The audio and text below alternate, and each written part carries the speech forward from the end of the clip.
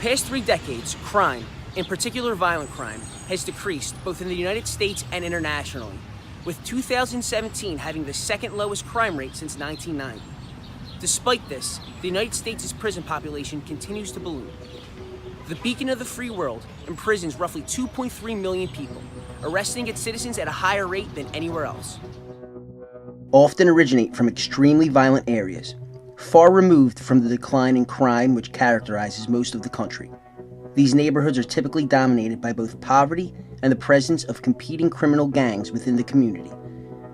Law enforcement is rarely effective in properly maintaining order in these areas, with the worst neighborhoods often being neglected altogether, such as the Kensington section of Philadelphia, the quote, epicenter of Philadelphia's opioid crisis, infamous for its open-air drug markets and violence. The wave of violence which has swept the U.S.-Mexico border and much of Latin America is also typified by a mixture of poverty and organized crime.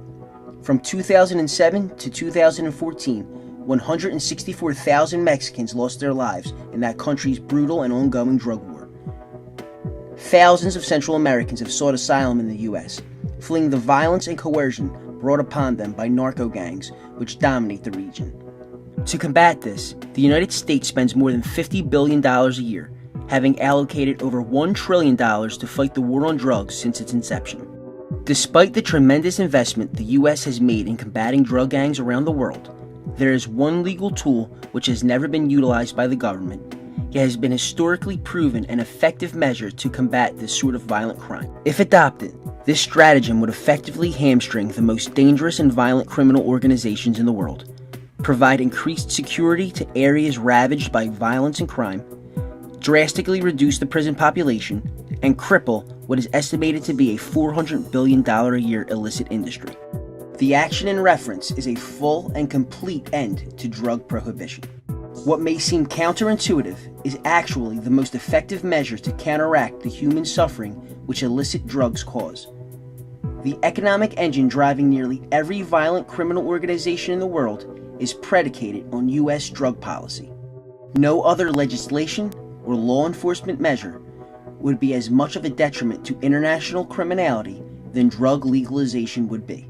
No alternative source of income could hope to match that which narcotics provides criminals, shattering the economic model of criminal organizations from street gangs to international cartels, and curtailing the number of violent territorial disputes amongst them.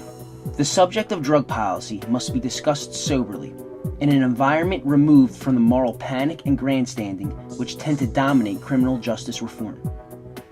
As a society, we equate a justified disapproval of certain drugs and the very real harm they cause with the necessity for legislation.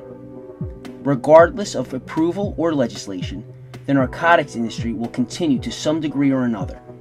The state policy of drug prohibition has only served to create an artificially lucrative and violent industry, disproportionately attracting the most impoverished and desperate.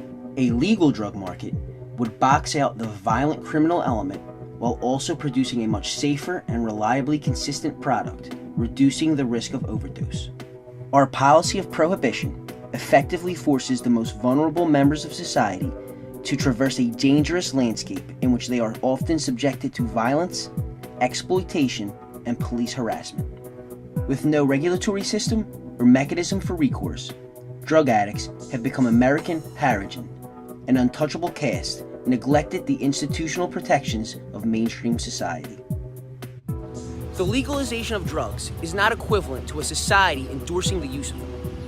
In fact, social pressure has been proven an effective tool in reducing the use of harmful substances, as exemplified by the drastic reduction in cigarette smoking over the past several years. However, such disapproval is not appropriately voiced through the barrel of a gun. Ending drug prohibition will not tie society's hands in combating drug abuse, just their trigger fingers.